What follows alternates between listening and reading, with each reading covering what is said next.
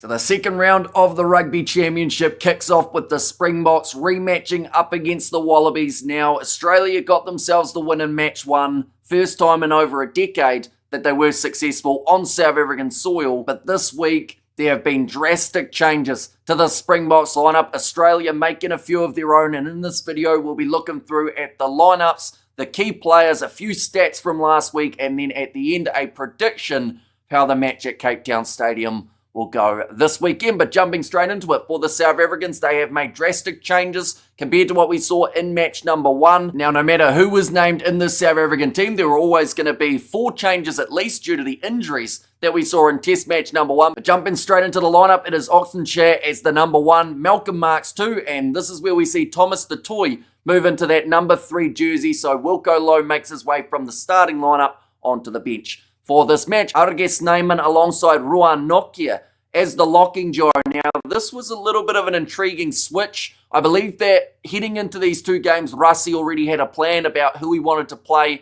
in both of these contests, but this combination, Snyman as a number 4, rather than the 5 where we normally see him slot in for the last minutes of a contest. Ruan Nokia, he broke onto the scene in last year's Rugby Championship, and I'm curious to see how this combination does get on. Number 6, Marco van Staden, so he will keep his spot from last week. Number 7, they needed a change due to Pieter-Steph du Toit being out with the concussion, and this is where Franco Mostert comes into the starting lineup as the 7. Now, you could argue that they could have gone with Ruan Nokia as a 7, just like he's been playing for the Bulls, and then have Franco Mostert as that number 5, but already we've named 3 locks, and we're only up to number 7. Jean-Luc Dupré, I believe, also has a little bit of lock cover. He's slotting in as the number 8. Nosia Khaleesi, due to an injury, could be out for around 4 weeks, which will mean more than likely missing those games up against the All Blacks. Number 9, Grant Williams, and number 10, we see the change of Handré Pollard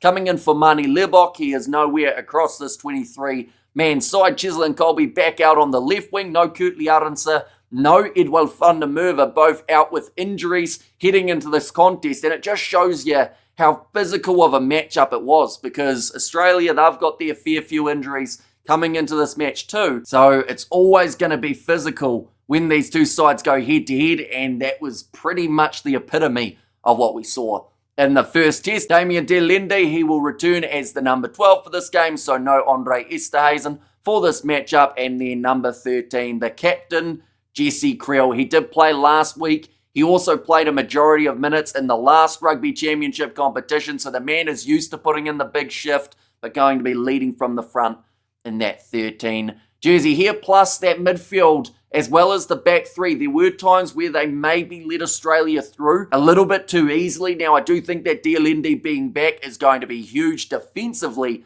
for the Springboks, but we've got to remember this is still an extremely dangerous side on attack as well, and that includes that man at 14. And Kanan Moody has a pretty good success rate in terms of caps to tries at international level. And then a man with a huge amount of caps starting in at number 15, that will be Willie le Roux. So we are back to that Willie le Roux, Handré Pollard, 10 and 15 combination. Rassie backing the experience in those 2 jerseys, and then also in that midfield, very experienced as well. Off the bench, it will be Manus van der Merwe as the number 16, with Boan Venter and Wilco Louw as the front row replacements. Eben Etzebeth and Ludiacha will both be off the bench. So there's about 5 or 6 locks in this side, which makes you wonder, what is the plan heading into this match? Are we going to see that midfield line-out jump like we've seen in the past from the South Africans? They did try it in the last game. It was relatively late on where perhaps the game was already lost, but is that something that we're going to see throughout this contest up against the Aussies? Or if I'm being honest, I think it may actually be down to that low percentage of lineouts won in the first test. I believe South Africa had the lowest lineout out of any side in round number 1 with only around 69%. So maybe having more locks, of course it brings more options for Malcolm Marx as well as Manus van der Merwe, and perhaps that shores up that part of the game for South Africa that little bit more. We've got to remember they are a side that love that physicality, that love the set piece, and that is normally the foundation to their game. So strong lineouts and strong scrums means strong Springboks for this matchup. Kwagga Smith, the other man off the bench, so the 6-2 split here for the South Africans. Kobus Reinach at 22, and then Sasha Feinberg, Ngume Zulu for a good versatile player to have as the number 23. So quite a few changes for Rassie Erasmus' side.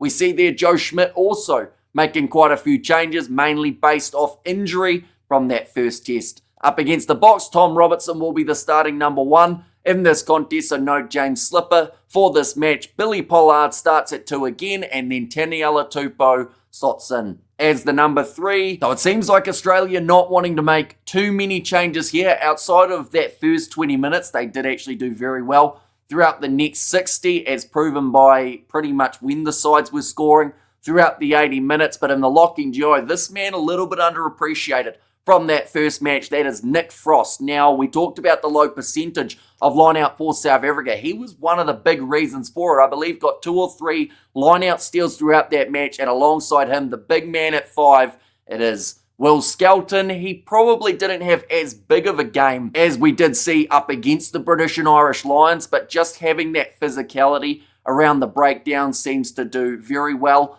for this Wallaby side. In the loose forward trio, Tom Hooper as the number 6 got a crucial turnover later on in the contest last week. Fraser McWright, he will now be captain, and the number 7, he was everywhere last week. He was able to get turnovers in the breakdown. I believe had about 3 by himself, and he just is one of those players who will keep on working out there on the field. Number 8, they have had to make the switch. Sadly, Harry Wilson is injured, but it brings Rob Valentini back into the side, so not a bad switch for Australia. Of course, having Harry Wilson's 2 tries and his captaincy, the leading from the front in that first match was absolutely massive, but Rob Valentini, he brings physicality, him alongside Will Skelton, they're the 2 big hitters, so we'll see how hard they can hit for this matchup. But in the back line, it will be once again Nick White and James O'Connor as their 19 combination. They built into the role quite nicely after that first maybe 20 or so shaky minutes at the start.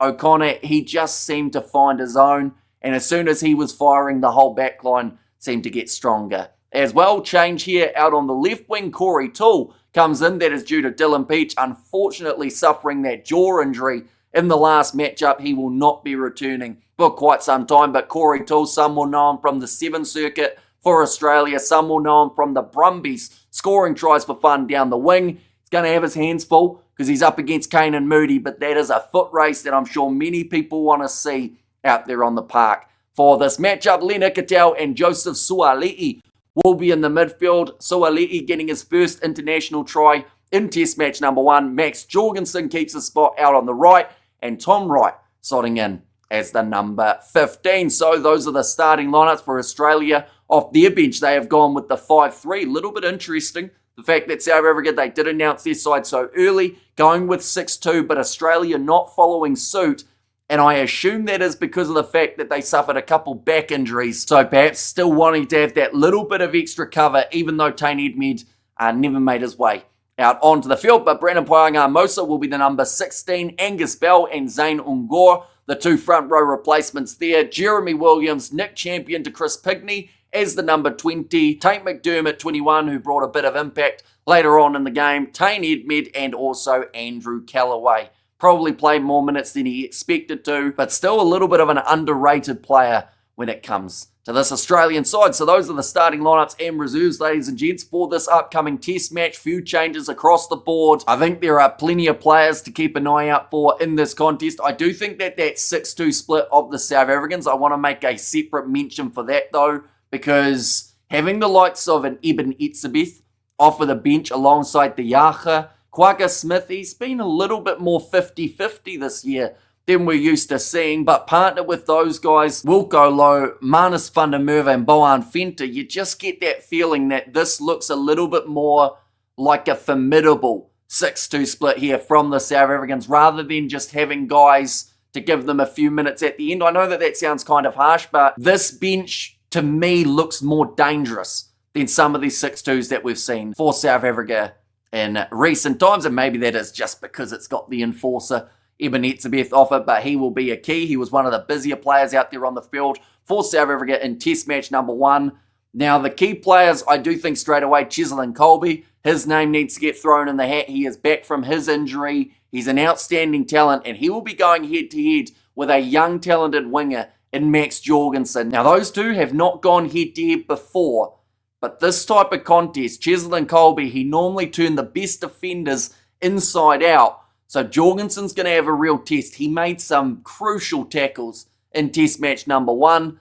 And I just wonder what kind of impact Kolbe will have throughout this 80 minutes. Damien Dialendi, him being back is massive. I don't think Andre Esterhuizen played too badly throughout that first match, but it just seems to be that partnership of Dialendi and Creel. They are always on the same page, and you need that because there were a few times defensively that South Africa in that first contest were struggling just a little bit more than we've seen in the past. I think that Australia would even agree. They had a few easy tries that they scored throughout that game off Springbok mistakes, whether it was the passing or the missed tackles. But in this scenario, I feel like if they can shore up that midfield, they probably take 1 or 2 tries off the Australians here. So definitely keeping an eye out in this contest for Damien Dialendi. Now, I think for the third player, I'm going to go with Malcolm Marx, because last week, he probably didn't have his best game on paper. There were a couple penalties conceded against him. His line-out throws were a little bit skew-whiff at times, although they did get worse when Bongi Omanambi made his way onto the field. But overall, Malcolm Marx is known for being physical up front, getting those couple crucial turnovers, which sadly he wasn't able to do in that first match. Looking at a couple of the stats, we only saw 3 turnovers won from the South Africans compared to the 6 of the Wallabies. Now, just 1 extra steal in that time where South Africa had their backs up against the wall could have made all the difference. And looking at the guys in their starting lineup, they had more than enough ability to be able to get those steals. They just couldn't quite do it. And I feel like that first game was one of those matches that you could watch time and time again. And the fact that South Africa somehow went from 22-0 to losing that game by 16 still to me doesn't make sense. Because I thought at some point they'd be able to break the chain, get that turnover, get that opportunity, but it just didn't quite come. And perhaps one of these 3 men that I have named here could definitely get that job done for the South Africans. And the Australian players to keep an eye out for. Fraser McReight has to be top of the list. Now, he's got a little bit of extra pressure on him heading into this game, as he will be the captain for this matchup. The Australians, they sit with 5 points on the Rugby Championship table, so they will feel confident heading into this game, but at bare minimum, they'll want to receive at least 1 point for being within 7 if there was going to be a defeat here. But Fraser McReight, he'd love to lead from the front. Like I mentioned, he got half the turnovers won for the Australians by himself, and he just seems to have an ability of, even if he doesn't win the ball in the breakdown, just seems to be able to tie it up for long enough that that counter ruck can come into play, or maybe just make the Springboks halfback a little bit nervous. Now, Grant Williams,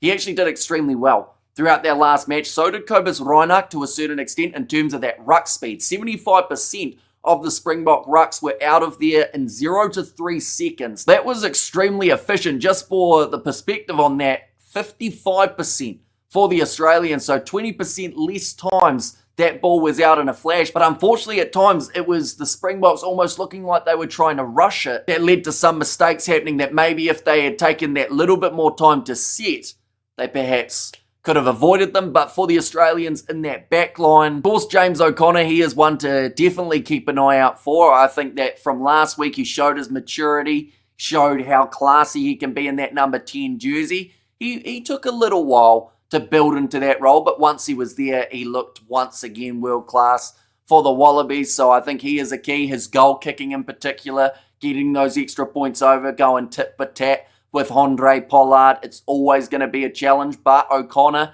he said that his time at the Crusaders, it prepared him. Fast running rugby perhaps could be a tactic that Australia use here for South Africa. With Pollard at the helm, perhaps we see a little bit more of a methodical and slower paced approach into this game, as Australia's counter-attack was really helping them out. And at that last match, and then the last man to keep an eye out for in this Australian side, without jinxing him, because normally when I praise him, he goes badly, but Tom Wright in that number 15 jersey, he, like a lot of the Australian players, did start a little bit poorly. At the end of the day, South Africa were up 3 tries to none after less than 20 minutes. So there were always going to be a few mistakes from this Wallabies team, but I do feel as the match went on, Tom Wright seemed to really come into his own. He's got a long boot too, and I feel like his kicking battle with Willie Leroux in this matchup is going to be very entertaining, even if some people don't enjoy that kind of table tennis back and forth from the fullbacks and the first fives. I do feel like there'll be a little bit of flair with the kicking battle in this matchup, but nonetheless, we are now up to that stage of a prediction. Now, I was pretty confident with my prediction, or at least I should just call it a guess, really, about what was going to happen last week. I went 32-22 in favour of South Africa. Now, that was met with criticism on both ends. Some felt like that wasn't a big enough scoreline between the two sides, and that was correct, except it was the other team that ended up winning that contest. Some thought that that was a little bit harsh on this Wallaby side after their British and Irish Lions close contest. But I do like that scoreline of 32-22, and there's just something about the South African team, the unpredictability of it, that makes me wonder whether or not there's a couple tricks up the sleeve for this matchup. So I am going to once again double down, and I'm going to go 32-22 in favour of South Africa. Now, I will either pick the wrong team twice in a row, or South Africa will find themselves a lot more competitive for the later stages of this contest. Could have a great match going down to the wire for this game at Cape Town Stadium, but it is going to be kicking off at 3:10 a.m. New Zealand time on Sunday morning. That will be a 5:10 p.m. kickoff for you guys in South Africa. We are going to be doing the commentary on the channel, so be sure to check that out. But if you did enjoy this video, be sure to leave a like and subscribe. Let me know how you think this match is going to go, because it feels like it could be an unpredictable one when these two sides go head-to-head for this weekend. But thank you all very much for watching, and I will see you all for the next one.